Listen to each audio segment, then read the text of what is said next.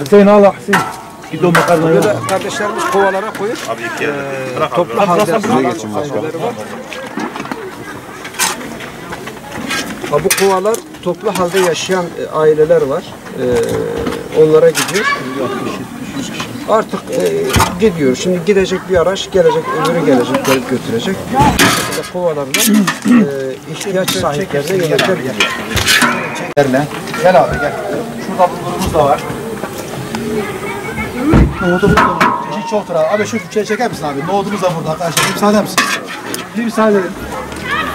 6 Şubat'ta meydana gelen 7.8 şiddetinde bir depremden dolayı Malatya ilimizde büyük bir hasar oluştu, büyük bir göçük oluştu. Halkımız, milletimiz şu anda sokaklarda, hastanelerde, camilerde ve barınma yerlerindedir. Şu anda hastanenin yanındayız. Malatya Hastanesi'nin ve Diş Hastanesi, Doğum Hastanesi'nin yanındayız. Hayırseverlerimiz Allah razı olsun bu konuda öncülük ettiler, aracılık oldular. Şu anda birçok yerde sıcak yemek, aş evi kurdular. Malatya'da ortalama şu anda 5 aş yerimiz var. 6.sını şu anda kurmaktayız. Bizler de Elazığ Umut Kervanı olarak kardeş ilimiz olan Malatya Umut Kervanı'na yardımcı olmak, destek vermek amacıyla geldik. Tabii ki hakikaten büyük bir facia, büyük bir musibet. Rabbim bu musibeti bir daha göstermesin ümmeti Muhammed'e. Bütün sivil toplum kuruluşları el birliğiyle birleşerek yardımlarını ulaştırmaya çalıştırdılar. Şu anda Malatya Umut Kervanı, Elazığ Umut Kervanı el birliğiyle depremde dışarıda kalan, parklarda kalan, çadırlarda kalan depremzede kardeşlerimize gerek battaniye, gıda, çocuklara mama, süt ulaştırmaya çalışıyor hızlı bir şekilde. Şu anda dışarıda kalan, hastane önünde yatan kalan insanlarımıza, vatandaşlarımıza sıcak çorba, sıcak yemek dağıtıyoruz. Bununla beraber bütün hayırseverlerimizden Elazığ Umut Kervanı ve Malatya Umut Kervanı adına teşekkürlerimizi iletiyoruz. Seferber oldular. Türkiye çapında genel bir seferberlik oluşturdular. Bütün Türkiye'deki bütün sivil toplum kuruluşlarımıza AFAD olsun, Kızılay olsun, yani gerçekten yoğun bir çaba sarf ettiler. Yani depremzedelere bir yardım eli uzattılar. Bizler de Elazığ Umut Kervanı olarak ve Malatya Umut Kervanı olarak depremzedelere bir nebze umut olsun diye yola koyulduk. Çalışmalarımızı hız kazandırdık. Rabbim bu dernek üyelerimize, dernek gönüllerimize ve hayırseverlerimizden razı olsun. Rabbim onların hayırlarını kabul etsin.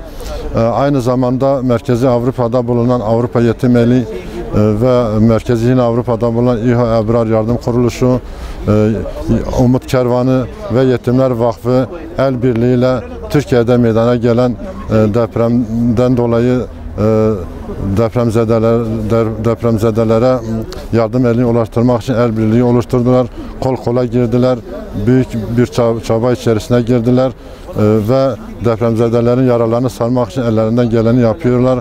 Rabbim bütün bu sivil toplum kuruluşlardan, Avrupa Yetim Eli İHA Ebrar'dan, Yetimler Vakfı'ndan ve Umut Kervan'ın dernek üye ve gönüllerinden ve bütün vatandaşlarımızdan Rabbim hayırlarını kabul etsin. Aynı zamanda bizleri yalnız bırakmayan Türkiye'deki ve özellikle Elazığ'daki ve Malatya'daki dernek üye ve gönüllerimiz, bununla beraber bütün hayırseverlerimiz bize yardımlarını ulaştırdılar. Bizler de ulaştırdıkları yardımları depremzedelere ulaştırdık. Hala ulaştırmaya devam ediyoruz.